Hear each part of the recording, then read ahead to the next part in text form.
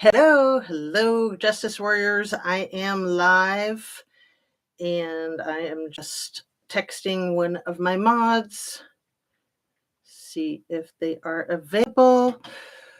So, how's everybody doing? How's my hair? It's bad. I need my hat. I think I need my emergency hat.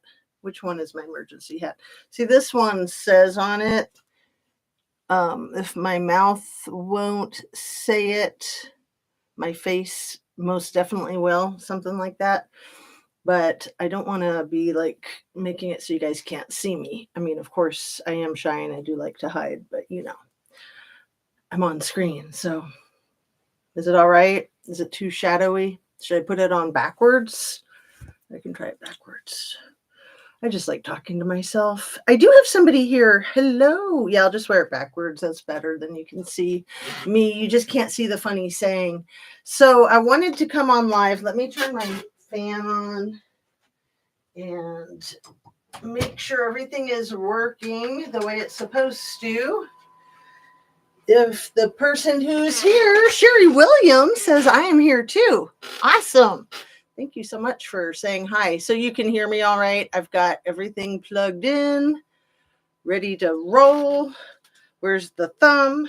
I had it a second ago. I just lose everything constantly, all the time. It's crazy. Like I had to run around looking for my phone because I had moved the car into the driveway. And of course, I took the phone with me and threw it on the passenger seat. Absent-mindedly, forgot it. Hat's cute. Thumb is creepy AF, right? So make sure you hit that like button so I don't have to show it to you again. Thanks for the compliment on the hat, my dear. How are you today? And what state are you in, or what country, if you'd like to share? Please subscribe to the channel if you would be so kind. Make sure you're still subscribed if you already are. Hey, Valerie. Lovely to see you, my dear. And turn on your notification bell to ring when I come on live. And then what's that other one? Share a video of mine with somebody that you think might like it. Sherry Williams is in North Idaho. Wow. I wasn't planning on talking about Idaho today, actually, because everybody's talking about it. And to me, it just seems like a nothing burger. But with you being in Idaho, if you want to talk about it a little bit, I'm open to that. And Valerie, if you want to remind me where you're at, I forget everything all the time. No, it's not Alzheimer's, but I do really want to talk a lot about the Gene Hackman situation. It's so sad. It's so sad. But I think that I don't think we're being told the truth. I don't think that the situation is what they say it is. The fact that they've made all these determinations so quickly is always a red flag for me. And yeah, we'll get into that. I've got a lot of notes. I've been doing a lot of Gene Hackman deep diving. He had a very tragic life. Everything I say is simply my opinion. Let me get the mic a little closer to me. Everything I say is simply my opinion for the sake of hoping to start a conversation, open up a discussion, learn something, be educational. All my videos are made for YouTube, and it's an entertainment platform. Man, sometimes it just seems like everything is held together with spit and duct tape. Like not just my set, but my whole life. That's okay. At least the spit and duct tape works sometimes. Do you guys ever feel that way? So, yeah, this whole situation in Santa Fe. And remember, we had another big true crime situation in Santa Fe not too long ago with the Alec Baldwin. And that judge just retired or is retiring, the judge who wouldn't allow the most relevant information into the case. And then she declared a mistrial before the key witness, Lane Looper, was able to testify. So anyway, I looked up, I look up all these weird things that I don't know that other people even think about, or if they do, they're not sharing about it. So I looked up what the biggest industries are in Santa Fe. I actually lived there for a minute when I was a kid. My dad was insane and we had to go on like the Jack Kerouac tour. And I guess Jack Kerouac lived there. I didn't really know that, but found out later. Anyway, Santa Fe, I was thinking, how big is the movie industry there? Like how much of the economy is contingent on the entertainment industry? And I figured it was a good amount because it's not that very large of a town, but the biggest cornerstone of the economy and jobs is government jobs. So I would think that people there might be a little bit nervous, right? Funny, not funny. We know that it's a real artist community. It's expensive. Hollywood is moving south, like to Santa Fe or to Mexico. I do not know. They used to go to Canada a lot because with the Canadian uh, dollar exchange, you could basically save 30% if you filmed your movie in Canada. And then Florida offered a deal a few years ago for Hollywood filming in Florida that they could save 30% or something. It was huge. It was huge. It was like a tax cut. Texas, I think. Oh, because they need water? Texas isn't going to have water. That's interesting. I hadn't heard that. It's nice and small. Yeah. Where you're at, Valerie, or Santa Fe? So, Santa Fe, the second largest economy structure, financial dependence is the hospitality. Movies there. Yeah, okay, just filming movies there. That makes sense.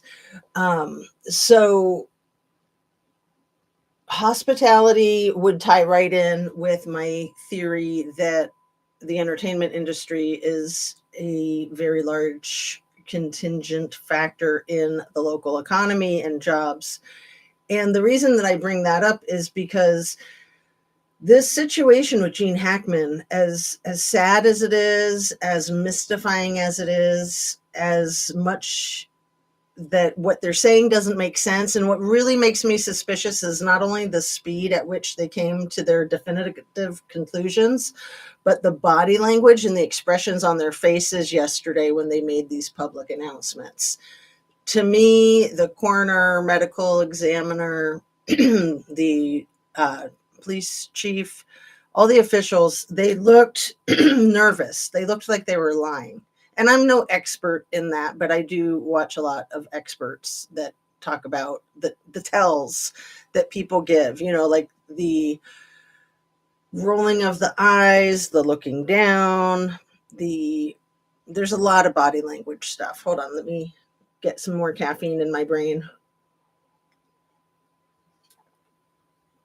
But I also know that it's not really possible to know definitively what happened, and that what is usually said is that the preliminary findings.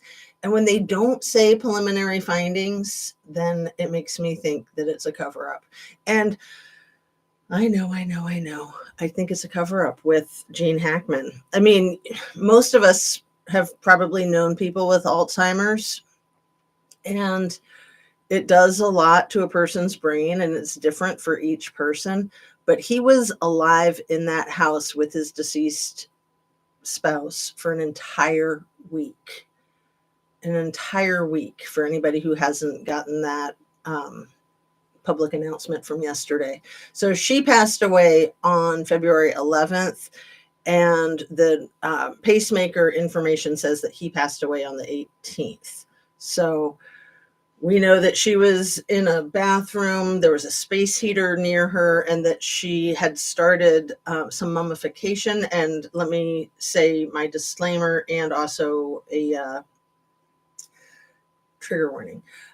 Everything I say is simply my opinion for the sake of starting a conversation, hoping to open up a discussion. So I really appreciate you guys here in the chat. Thank you so much for being here and for participating.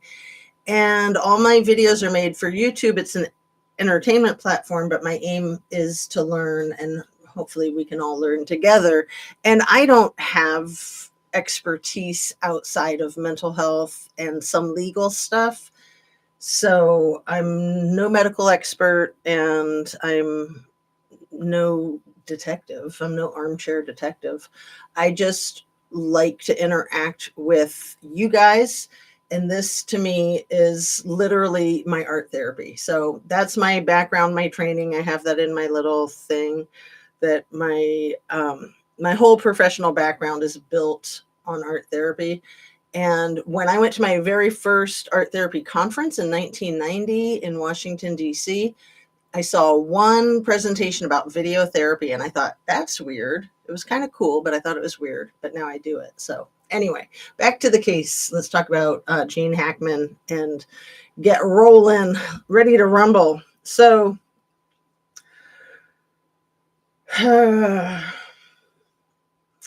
what they're saying they both passed away from is natural causes, right?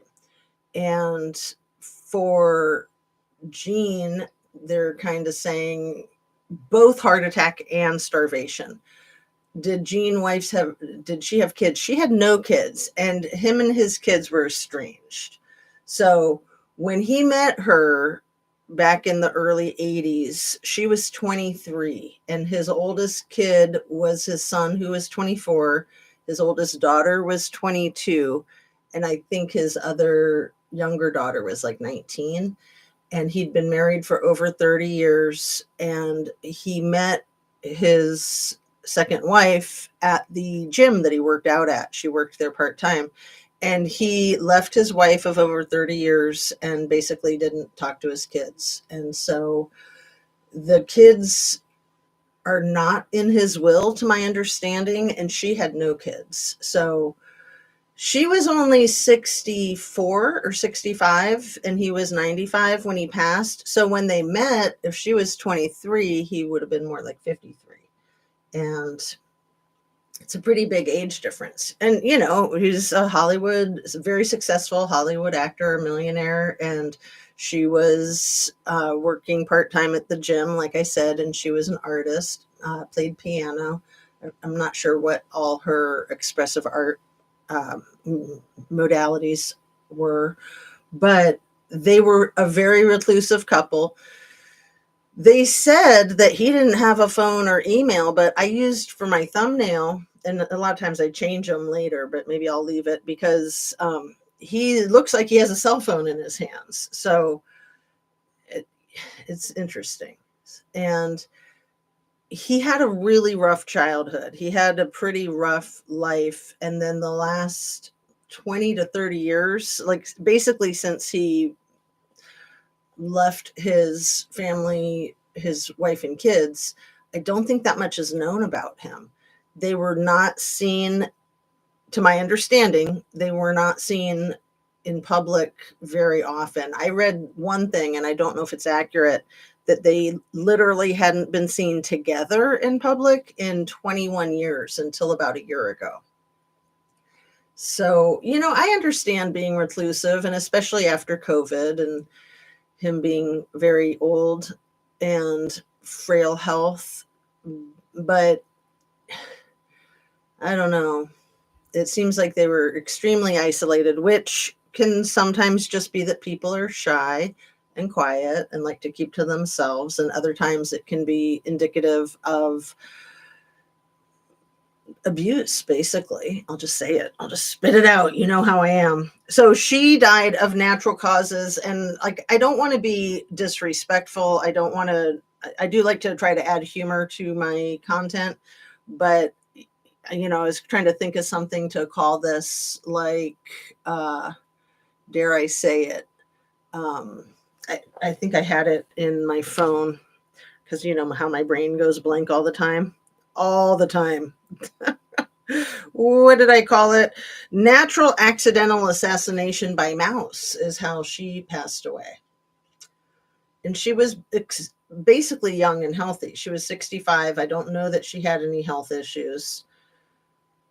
And,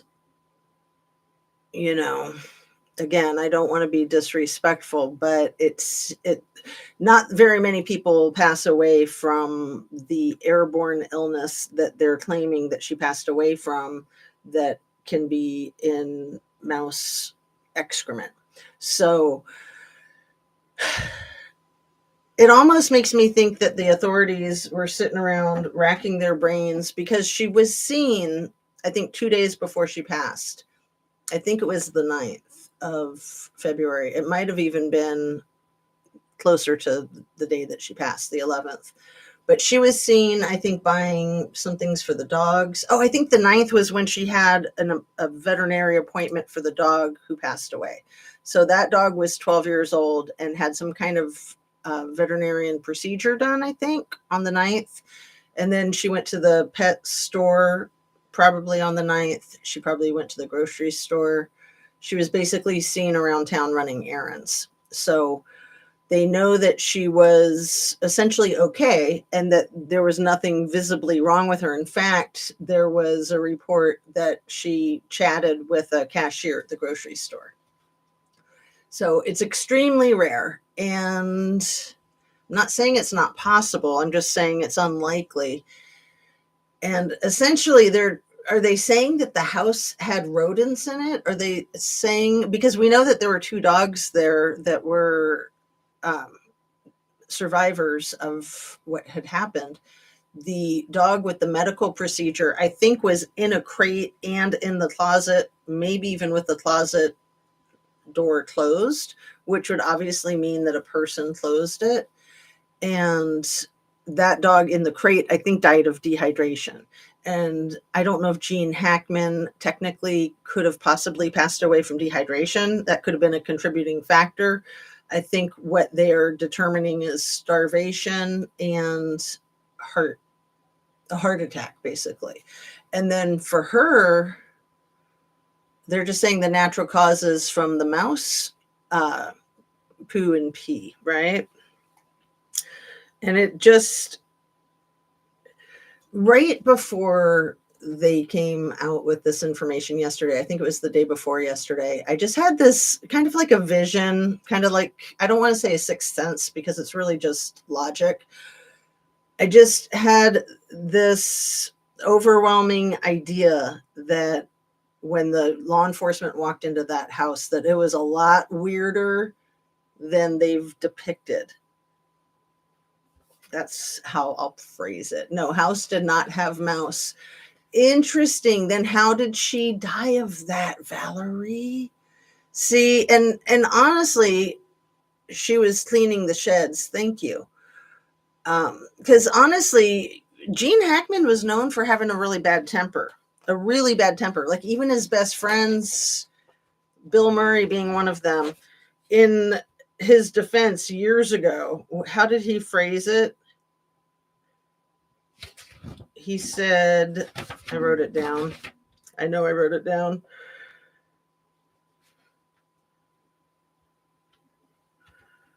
And it must be on this page here. This is what Bill Murray said in defense of his horrible temper. No wonder this guy wants to throttle people. And that was in the context of that when he was working with people and he was such a great actor and they would have to do the same part, the same segment, the same act like 25 times, and that whoever he was acting with couldn't get it right and he would nail it every time. And then the one time that he would do it half arsed, then they would nail it. And then Bill Murray said this. Again, this is in defense of his notorious anger management problem. I thought Gene was going to throw an actor off the ledge of a building. Again, he was saying this in defense of his reputation. No wonder this guy wants to throttle people. And I thought Gene was going to throw an actor off the ledge of a building. Like, that's kind of weird to say when you're defending somebody's bad temper. And his bestie was unalived himself, Norman Gary, in 1982. He was an entertainment lawyer who was investigated after he unalived himself. The firm that he worked for was investigated for financial wrongdoing with some clients, right? And again, Gene Hackman was not only best friends with him, he was also one of his clients. And after he passed away, and let me just add that Norman was cleared of all wrongdoing, and Gene Hackman wasn't looked into, I don't think, but he then said that after that happened, that he just had to work really hard for a number of reasons. And that's a quote, for a number of reasons. My thought is one of those being just to keep himself busy because of the sadness, and that maybe there were other reasons that we won't even mention because we're not trying to trash anybody, right? But I am very cynical about the whole thing. Like the bodies are literally stacking up, and people are like, "Oh, Danger Mouse and tripped and fell." I don't know. People with Alzheimer's tend to get violent, and when you have somebody elderly, 95 years old, with Alzheimer's, and you're their sole caretaker without any additional support, that's exhausting. That is really, really hard. And, it just comes to mind, I think the movie is Dolores Claiborne. No, Misery. Kathy Bates in Misery. When I forget if she plays the person who's sick or the person caring for the sick person. I think she plays the person caring for the sick person, right? And is that the movie with that great quote? Sometimes being a biatch is all a woman's got to hold on to. Because I always attribute that quote to Dolores Claiborne, another Kathy Bates movie. But anyway, I'm getting getting my brain in a knot, getting my panties in a wad. So, hey, Fred, what's going on? How are you today? It's Sunday. It's daylight savings time. So it is 1:20 almost, but some of us might think it's 12:20, right? But no. Anyway, so Kathy Bates in Misery, the person that is ill is really mean to the caretaker. I think the caretaker is Kathy Bates, and then the caretaker ends up unaliving the person that they're caring for, right? It's been so long since I've seen it. But I know situations can get bad. I know situations can get bad. And I know that truth is always stranger than fiction. So I'm just wondering if things had to be stressful. They had to be, with that advanced dementia and no additional support. And her being 65 and her knowing that she's going to inherit his entire estate, and him being 95 and not having anybody else to leave his massive estate to. And again, not to be disrespectful, but wouldn't it make sense that she would be wondering when he's going to pass away so she can not be his nursemaid 24/7, 365? Like, that is a really, really rough situation, even with additional support, even with professional nurses and nurses' aides and such. Most people with advanced Alzheimer's like that would be institutionalized. And it's nice that he got to live at home, but it might have cost her life, is what I'm saying.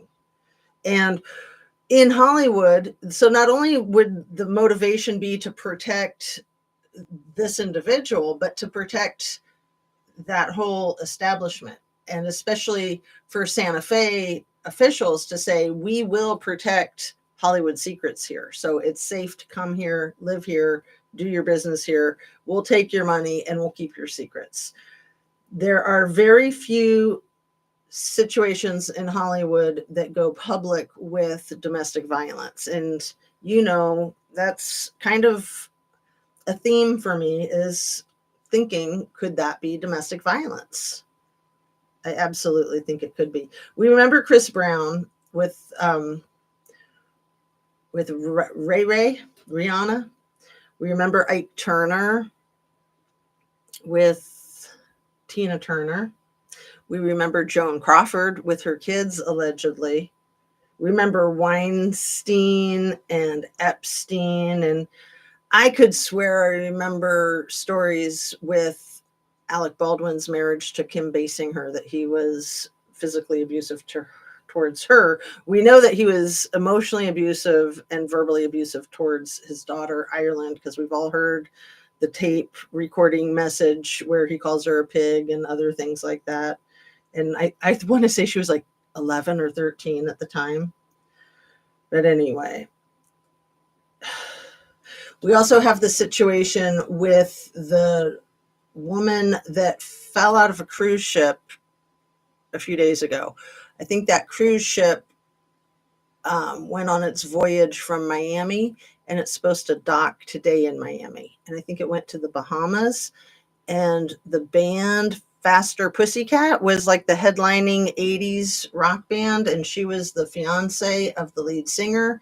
And I think it was like day one or day two of this week-long cruise that she allegedly fell overboard. And they say that they have videotape evidence to back that up, but they couldn't find her. So that to me indicates that they probably waited before reporting it. And the band didn't play, but the cruise went on. And again, they're not only going to try to protect her boyfriend, who looks like Alice Cooper kind of. He's totally creepy, like definitely doesn't give you a good vibe. No, not warm and fuzzy. And the story is very shady and makes me think domestic violence. It also reminded me of that case from like 20 years ago with the extremely wealthy groom. What was his name? I had to write it down because I forget all the time. George Smith. So he was on his honeymoon and he fell out of the cruise ship. But there were like 3 Russian guys with him when he fell out. So I don't know. Anyway, the wife was cleared in that case from 20 years ago with George Smith, but it's still an unsolved case. That's crazy. And his family is extremely wealthy, and they even have a YouTube channel trying to get justice for their son. He was 26 when he fell off the cruise ship. Fell out, fell off. And when this ship docks in Miami today, I'm curious if the lead singer for Faster Pussycat is going to be interrogated, arrested. Laws are very different when you're out there on the open ocean. It's like no man's land as far as jurisdiction goes. The ship's captain is in charge, right? So Gene Hackman grew up in a really rough situation. His mother was an alcoholic. She died in a fire. I think she was allegedly drunk and smoking a cigarette and died in a fire in 1982, shortly after he was married to his first wife. I think he was probably about 32 at that point. Wait, no, that's not right. He would have been like 52. Would that have been like right before? I wrote down the date. Okay, she passed away in 1962. He was born in 1930. Sorry, I had a brain fart there for a minute. In 1981, he was hit by a truck when he was riding his bike in Florida. That's wild. And he was airlifted. And again, they minimized his injuries, but he was very significantly injured in that accident in 1981. But back to when he was growing up, and then his mom passing away when he was 32 years old. Her name was Linda with a Y, Lynda. So she passed away in a fire. He was 13 years older than his sibling, and when his sibling was just like 6 weeks old, his dad left everybody and just like waved. And his account of the situation was that by the way his dad waved, he knew that he was leaving forever. So that's kind of all I know about his childhood, although there is a little bit more that was extremely interesting. So it's said that he was greatly impacted by a red rum self-unaliving of some neighbors in Danville, Illinois. when he was living with his mother and his grandmother. And he was really close with these neighbors that had a double unaliving that was a red rum and a self-inflicted. And he was a kid, and this was a beloved neighbor. So that's pretty crazy. That's pretty wild. He also quit school at an early age. He was like 16 when he joined the Marines. I think he lied about his age to join the Marines, but it didn't work out. But he literally had a fist fight with his basketball coach in high school. And then he, quote unquote, quit school. I would think that he would have gotten expelled for having that fist fight with a basketball coach. Maybe he got suspended and quit school. My guess is that he probably got expelled and then didn't enroll at another school. So sure, they could phrase it that he quit school. But a fist fight with a coach as a teenager, that's a red flag. That's definitely a red flag. So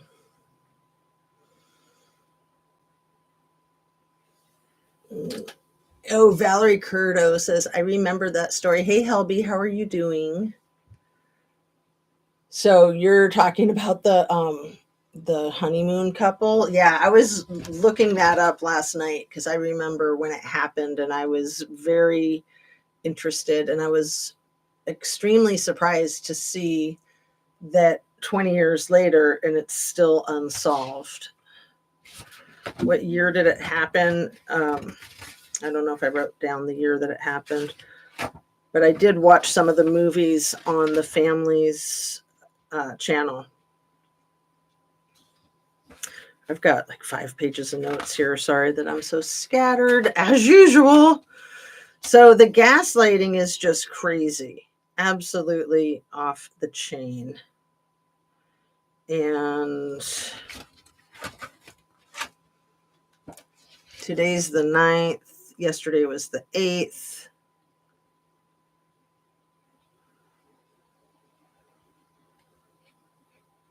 So Kimberly Birch is the name of the woman that fell off of this cruise ship on, I think, the second day, the girlfriend of the Faster Pussycat singer.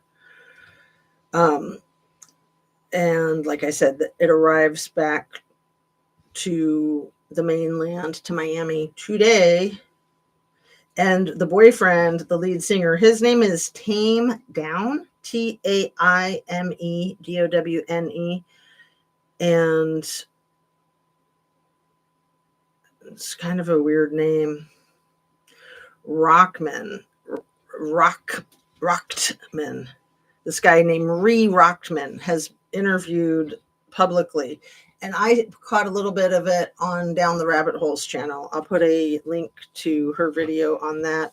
Not a lot of people are covering this cruise ship situation because I think, quite frankly, people are just overwhelmed with so much effery going around, right? So Kimberly Birch is the deceased who fell out of the cruise ship. They say she jumped. They say that there was a loud argument with her and Taime, her boyfriend. He was 60. He is 60. She was 56. They'd been together for like 6 years. She was from Alabama, I think. Maybe they'd been together longer than 6 years, but they were engaged for 6 years, and her family never met Taime. So that's kind of weird, isn't it? Okay, so Andrew Smith was in 2005, so it was exactly 20 years ago. Wow. And I think it was in the summertime. So that would mean the summer will be the 20-year anniversary. And he fell out of, or was thrown out of, most likely, a Royal Caribbean cruise ship.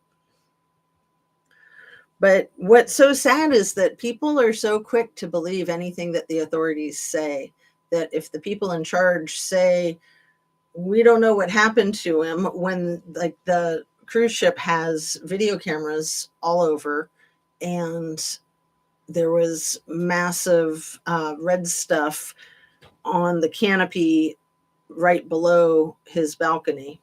And actually, like an imprint, you can kind of see some body parts in the red stuff. And his disgusting new wife was completely flirtatious with these 3 Russian guys and a 4th guy who happened to be an employee of the cruise ship. So I remember back when it happened, and the way she was informed that something had happened to him was that she was getting a massage the next morning. I think it was like a 10:30 appointment, and it was a couples massage where they were supposed to be side by side, each of them getting massage therapy, and he didn't show up, and she went ahead with start getting the massage underway, and then I think it was interrupted and they informed her that something had happened to him. I think it's been a million years, right? 20 years. But she's always seemed sketch AF. And she was completely making out with the guy who was the employee of the cruise ship. And then those 3 Russian guys, it was weird because before I looked into it last night, I was like, it seems like they were Russian. I wonder if they were like maybe some oligarchs' children or maybe just Russian elite. Who knows? But they were actually 3 Russians that may have been arrested. I'm not sure. I think at least one of them was arrested at some point in time. But so people will believe anything that the authorities say as a fact. Like let's go to the Brian Laundrie situation where they had cadaver dogs out there in the park where they said that his remains were found, and that the cadaver dogs wouldn't be able to smell his remains because of all the water, which is a huge fat lie. Cadaver dogs can find what they're trained to find in 20 feet of frozen water. And Florida is not going to have the frozen water. Carlton Park, was it? Mayakachi or something. I can never remember the name of that park. Really big park. But the authorities said, well, we had dogs out there for that month and they couldn't find them because water. Like, give me an effing break. And then remember the dad found his backpack without his ID in it 30 minutes in to the hike in when it was like the first day that they had opened the park up to the public. I mean, no matter how absurd it is, people will just buy this crap. Most people, I think, believe that Brian Laundrie passed away in that park because that's what the authorities say. And I know a lot of people don't believe it. I think a lot of people in that area, in Northport, in Florida, I think most people there don't believe it, like people that are close to the situation and actually know people. So the way people keep talking about Gene Hackman, like being in this house with his deceased wife for a week, and just like giving him this free pass, like, well, maybe he didn't even notice that she was deceased. Maybe he didn't go into that room. Maybe he was just so confused and just doing his thing. It's like, sure, maybe anything's possible, but highly unlikely. Highly unlikely. And again, going back to not only his propensity towards violence and anger management issues, but people with Alzheimer's in general. So I just think it's important to try to find out the truth. And she took care of him. She might have wanted out. She might have been getting frustrated. Maybe she wanted to put him in a home and they had an argument. Who knows? It's possible. But the situation as it stands to me with the mouse poop and then him just natural causes, natural accidental mouse assassin causes, to me it's just preposterous. Absolutely preposterous. So they also said there were no bruises on her person. They said that with Natalie Wood too. And what, it only took like 40 years to find out that, oh, yeah, actually there were a lot of bruises on Natalie Wood. There is this case that I started to cover like a week ago, this 20-year-old Australian named Emmy Warner, who went to Mozambique and was brutally assaulted in that most intimate way, violated and red-rummed. And she was covered with bruises, but the first autopsy said that there were none. And they literally tried to write the autopsy to imply that she fell down, that she tripped and fell and passed away. When she was raped, her clothes were ripped, her body was bruised. She had, and trigger warning, she had sand, beach sand, shoved down her throat. That's actually what caused her to expire. Her throat was packed of beach sand. And this was, I think, 17 years ago, and they still haven't gotten any. They've gotten somewhere. Just this last fall, the case is still active because it was a cold case, and it was, I think, that just this last fall that they were able to get the coroner report, the cause of death changed from accidental to homicide. So her family's not going to give up. But initially, the first autopsy said there were no bruises. So I think that they have a whole new autopsy for her. Emmy Warner, that's her name. Really, really sad. So there's a lot of information that never goes public that we'll never know in any of these cases. Kylie Rodney's case, Gabby Petito's case. You know, we get a little bit of information and then we get more information. The Idaho 4. It's just nuts. It's absolutely nuts. Or like the Black Hawk helicopter that crashed with that commercial jet in Washington, D.C. over the Potomac River. You know, there were 3 lawyers on that flight. And then there was also many people from the Olympic ice skating community. The 3 lawyers on that flight, 2 of them were coming back from a deposition, and I want to know what that deposition was. And then the third one, it was somebody who got her, she did an internship, a law internship in the White House in Washington, D.C., and she was about to start a job this coming fall as a professor at Howard University. She was a Black woman, and she was not only an attorney that worked for the White House as an intern, but she also was a social activist. I do not believe in coincidences. And now there's all this talk about Russia and the interference with the Ukraine artillery, with war games, for lack of a better expression, and how the United States of America shut down some of the ability, some of the technology for Ukraine to know what was coming. So if they can do that for Ukraine, couldn't they do that for the Black Hawk or for the commercial jet or for the air traffic control, where they'd already fired a bunch of people and continue to fire more people? I don't believe that Black Hawk helicopter crashed into that airplane accidentally. Just looking at the video with the naked eye, it looks like a strike. It's a direct hit. Sure, I'll keep an open mind. It's a possibility it was a freak accident, but I think it's highly unlikely. And it's just nuts. It's just nuts. Like, what the F is going on? And when is it going to stop? So we've just been barraged with all of these things falling out of the sky on fire, because rockets are hard, to quote Mr. Musk. And you know what else is hard?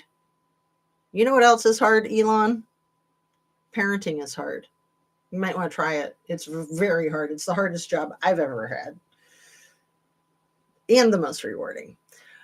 And I thought of something else that's hard.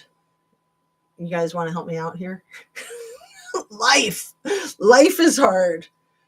But, that's pretty much all Elon had to say about the rocket crashing or exploding this couple days ago. And, they're still investigating the last rocket that he had that exploded. And isn't polluting illegal? This rocket takes off from Texas, and then there's like fiery pieces of it landing in the Caribbean. And all the airplanes in Florida have to get grounded. I mean, shouldn't he be held accountable? This is why he doesn't want any regulators. We can't let this guy go off leash the way he has been. He's trying to interfere with a Wisconsin election currently, all because Wisconsin has a law that car companies can't sell directly to customers. They have to go through a dealership or what have you. And Elon wants to be able to have a Tesla shop in Wisconsin. So therefore, he's trying to crash and trash the political career of a Supreme Court judge to have her replaced with somebody that he has in his pocket.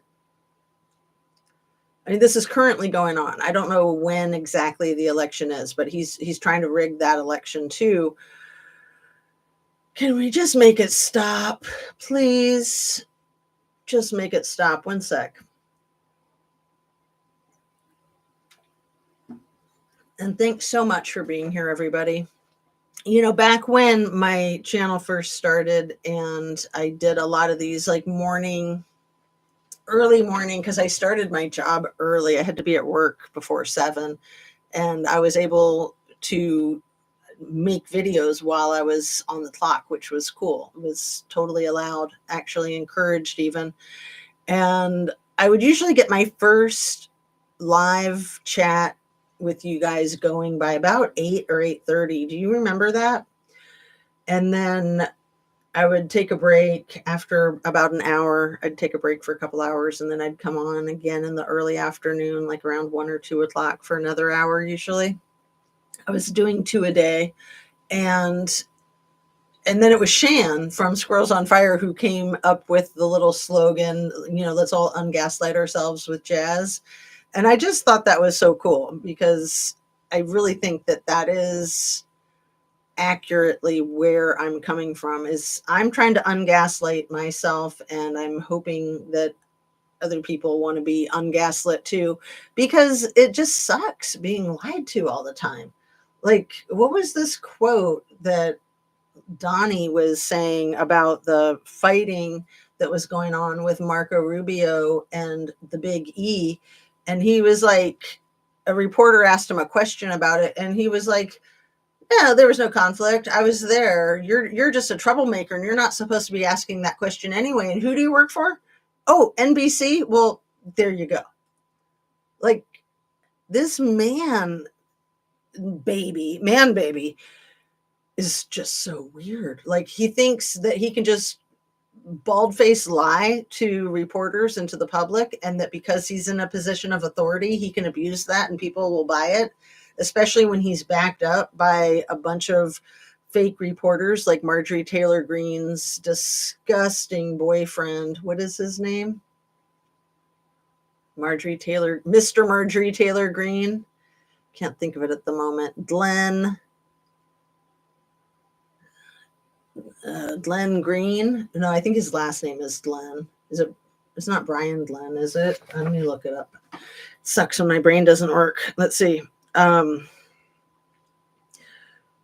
Marjorie Taylor Greene, boyfriend,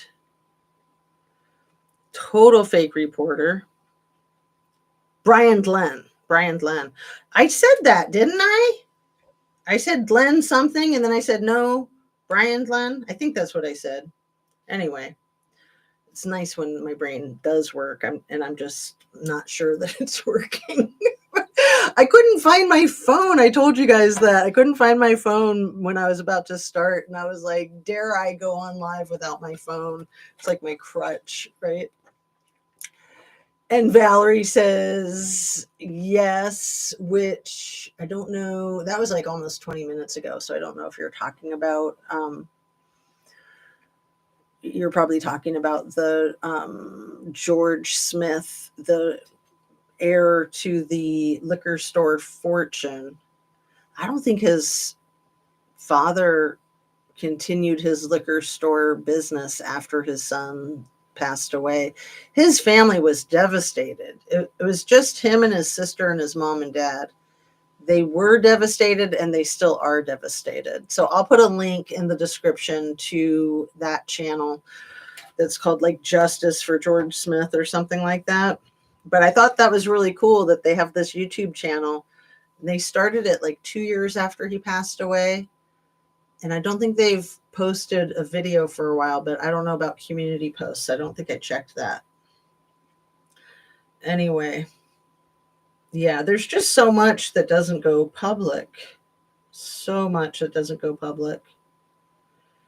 I'm really curious what those two attorneys, the other two attorneys, other than the one that was going to be a professor at Howard University, they were working together on a deposition that they were returning to DC from. I want to know more about the law firm that they worked for and the case that they were working on, what that deposition was. So yeah, it's all about protecting the industry, like protecting the entertainment industry or protecting the cruise ship industry.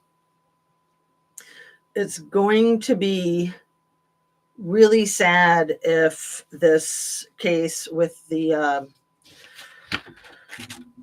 band and the woman that fell off the cruise ship, maybe like a week ago. I think that the cruise ship, that the voyage started on the 2nd of March and that she fell out, off, jumped, whatever, on the 3rd, like the very next day. It was like right at the beginning. Kimberly Birch. I want to remember her name. And then that Ry Rachtman that did the interview, or he just like posted a video, probably like Instagram or something. And then he was saying in his post that he's probably going to have to take it down. But that's the thing, is once you put something online and then somebody like down the rabbit hole gets it and puts it on video of theirs, you can't take that down. I mean, you can try. But yeah, there was a big argument going on between Kimberly and Tame.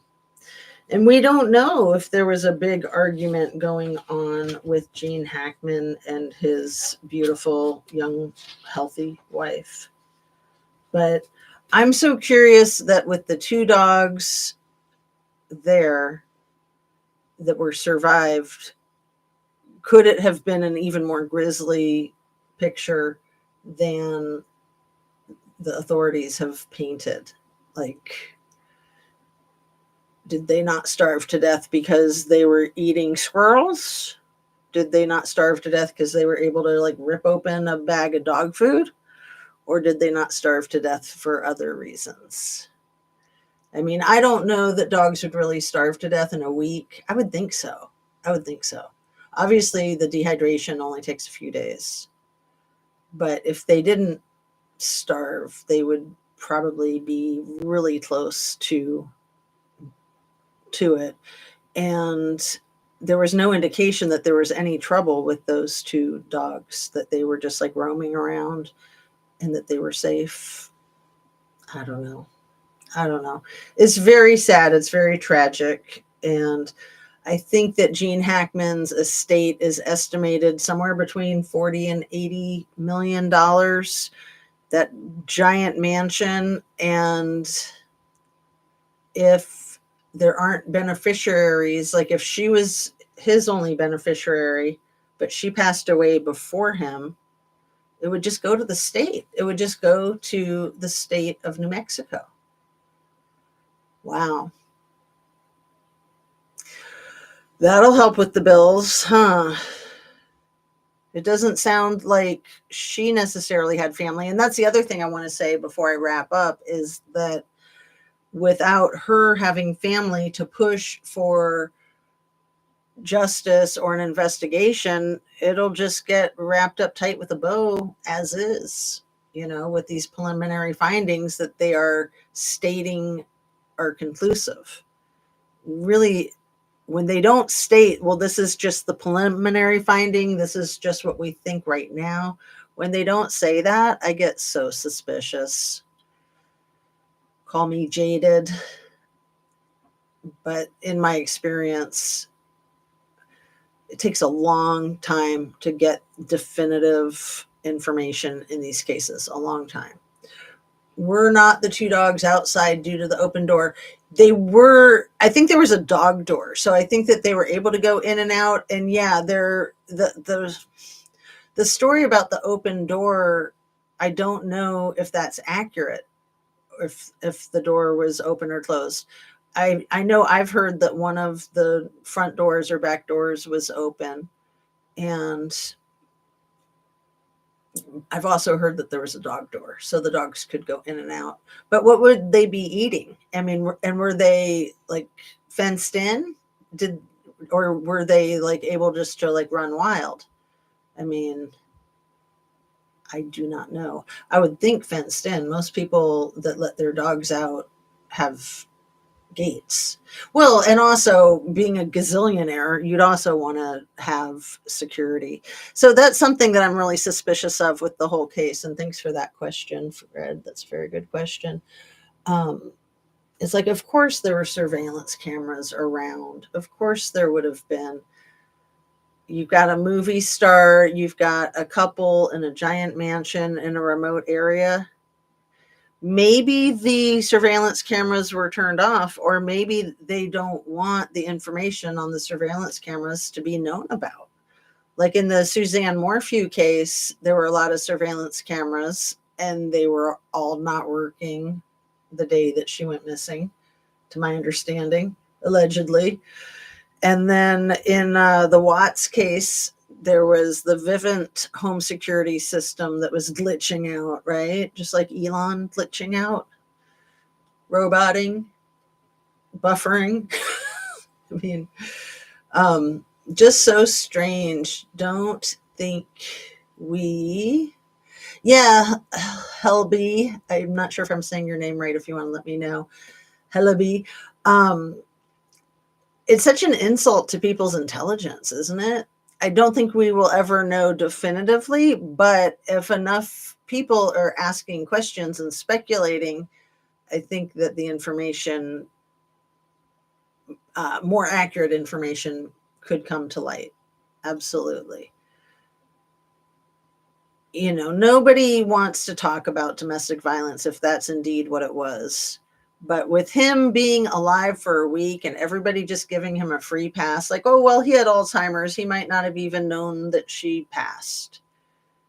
It's like, she took care of him. She got him his meals. She probably got him his medications every day.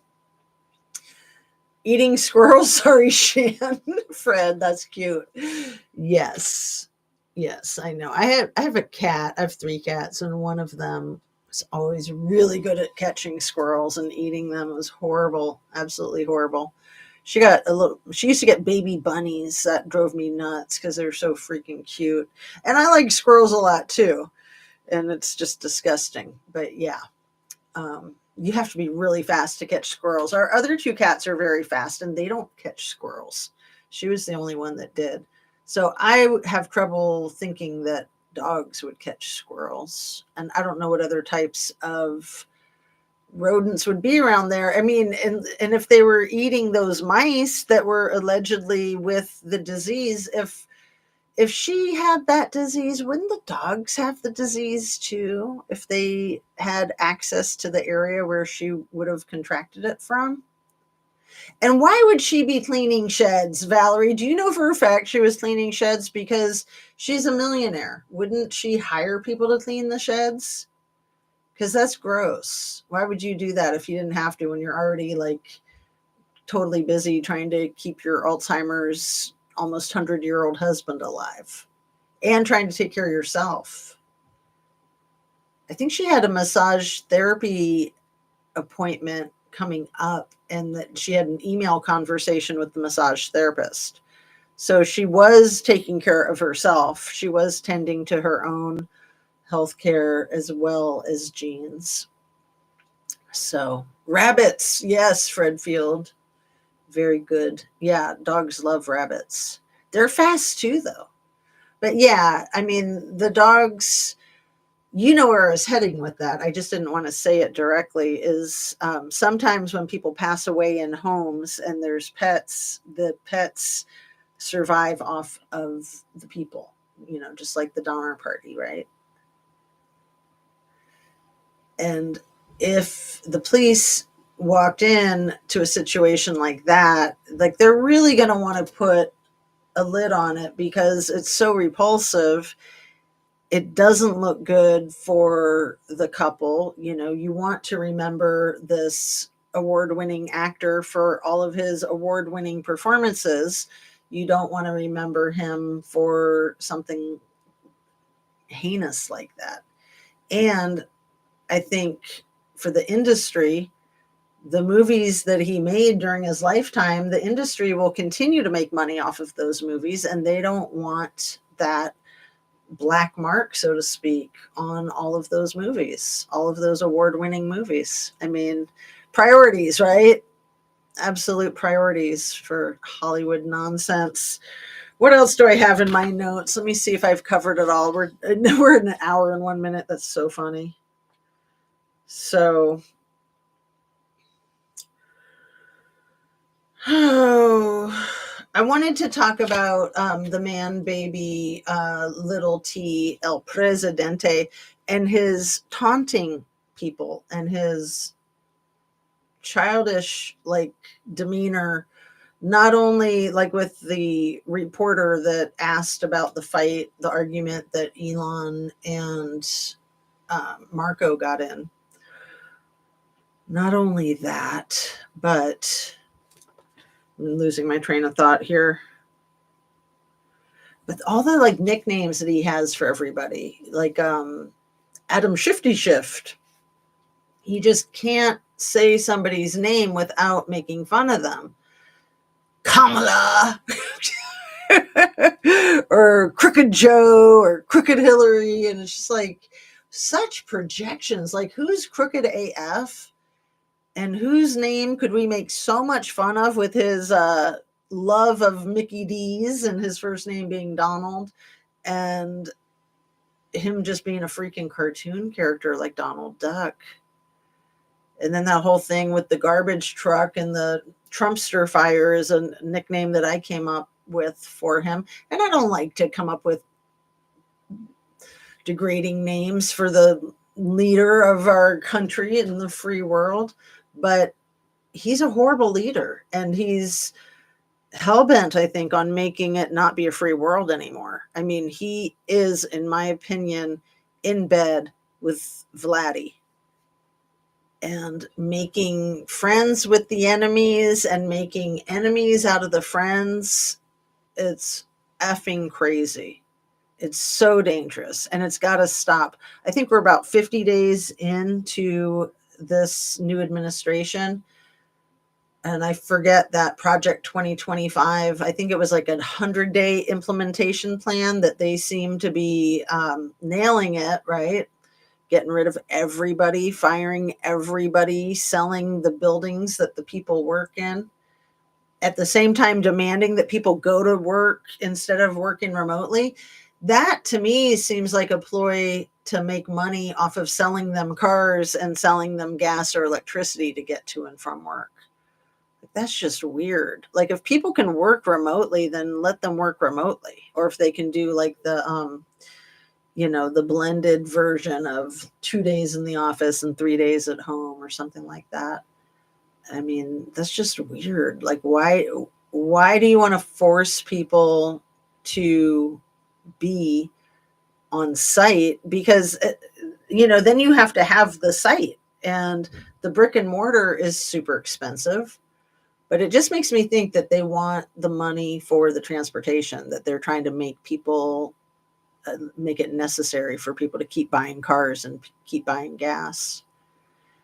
And now the whole Trumpster fire, I can speak, the whole Trumpster fire side is trying to say, quit talking about the price of eggs. It's just like, dude, you were the one who was like obsessed with the price of eggs, which to me was always a huge joke, because I see your comment, Fred. Always a huge joke, because when I was a teenager, I used to always say, when I didn't know why somebody was sharing some information, I would say, what does that have to do with the price of eggs in China? That was like my go-to. What does that have to do with the price of eggs in China? Just totally random. And then here we are, 40 years later, talking about the price of eggs and talking about China. China this, China that, Russia, Russia, Russia. And how come I'm the only one who said Russia, Russia, Russia, like Marsha, Marsha, Marsha, the way little T said it in that meeting? Russia, Russia, Russia. Totally like he was doing the Jan Brady, Marsha, Marsha, Marsha. Like, give me a effing break, people. Okay, so it's a little bit after 2, and I'm thinking I'll go ahead and wrap up. I just really wanted to come on live with my people. Thank you so much for being here. And anybody who has anything else to say, I won't shut it down right away. I want to look over my notes one more time and read Fred's fabulous, hilarious last comment here that I'm highlighting. Sometimes rabbits will go into the frozen shock phase, and I'm sure that they do, but also you're making that, so if they go into the frozen shock phase, you're saying then the dog can catch them easily. That makes sense.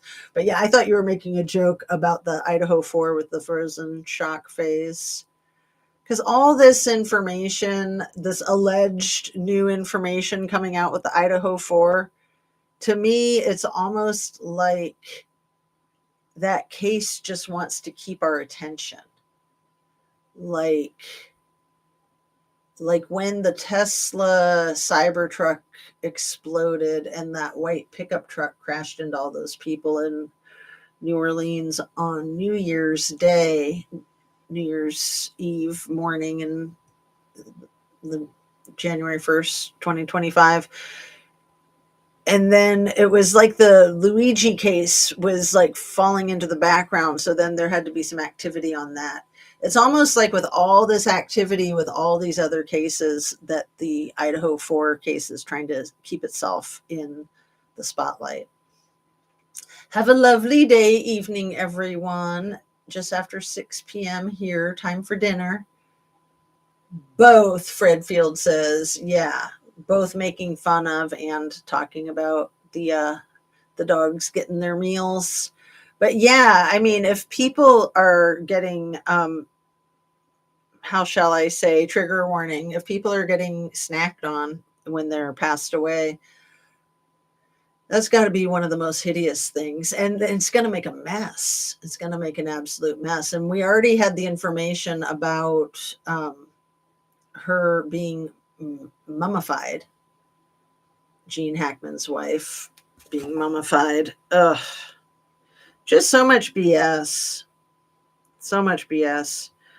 So I want to say, too, that the way a society treats its most vulnerable people is the way a society is judged, basically, as being good versus bad. And the most vulnerable people are the very old, the very young, and those that are ill or with special needs. And it seems that all of those people are getting the short stick with all the cancellation of Social Security, Department of Health, Department of Education. It's like hitting all of the most vulnerable populations. It's insane. It's absolutely insane. So, the other thing about Gene Hackman and his wife is, wouldn't they have had a housekeeper and gardeners that would be coming by? Like, that just doesn't make sense to me at all. Not even a little bit. So his wife, Betsy Arakawa, they weren't found until February 26th. So more than 2 weeks after he passed, right? Because didn't they say, or no, I guess just like 1 week. He passed away February 18th. I can't do math. That would be 8 days. Um, and then she passed away February 11th. So he was rattling around in that giant house for 1 week with her deceased, unless he was not able to move around, if he was already on the ground and then it took until February 18th for his heart to stop and for him to starve to death. I mean, him being 95 and dying of natural causes is much easier to buy than her at 65. No older than 65. I thought she was like 63 or 64, but I've heard 65 also. Um, so they were married in 91. They were married for 34 years. And they got married when she was 23, or they met.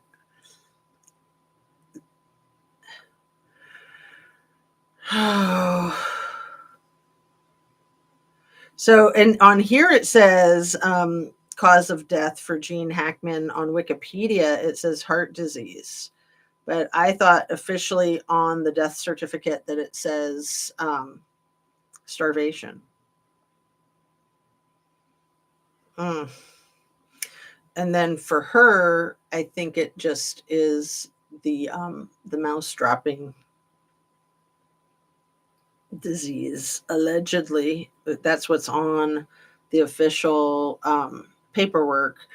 But again, I don't think I specified this well enough when I brought it up earlier, that the authorities were probably racking their brains on what can we say would have made her pass away instantly at this young age when she doesn't have any apparent health issues. Like, and they were just like pulling ideas out of thin air. Well, like, this could kill you instantly. This could kill you instantly. Obviously, a heart attack could kill you instantly, or a big bomb dropping on your head could kill you instantly. I mean, unalive. That was one of the most disgraceful things that little T said to one of the reporters when they asked him the question, what if Russia doesn't keep their promise, their peace agreement promise? And his response was, what if a bomb dropped on your head right now? And I was just like, man, is he 3 years old? Because that was something that one of my annoying neighbors would say when I was a little kid. What if Godzilla came in and bit your head off right now? It's the exact same thing. Exact same thing. So anyway, I'm kind of rambling, you guys. It's been almost an hour and 15 minutes. I should probably go ahead and sign off, sending you my love and appreciation. Thanks so much for joining me. I always love interacting with my viewers. So thanks for the conversation. Have a really good day and keep your eyes open for what we hear about in Miami with that cruise ship docking supposedly later today, and getting any more insight or information into how this poor woman, Kimberly Birch, fell out of the cruise ship. I mean, sometimes video surveillance camera can answer a lot of questions, but not always. And especially if it's redacted or destroyed, or what is usually happens in my experience is there was a glitch in the system that day. There was a glitch with that camera right during those 3 minutes. That's when it glitched out. That's when it pulled its Elon glitch. Because, being Elon is tough. Like, pimping ain't easy, right? Oh my goodness. the intersection of politics and true crime is just disgusting. And it seems to me like it's becoming less of an intersection and just true crime. That's all. Just straight up true crime in Washington, D.C. and Mar-a-Lago and wherever else those two buzz around. So, all right, you guys, fight for peace, fight for truth, fight for justice, love and light. Take really good care of yourself, the people around you, and we will see you on the next one. Thanks so much for watching, and hit that like button. Thanks again.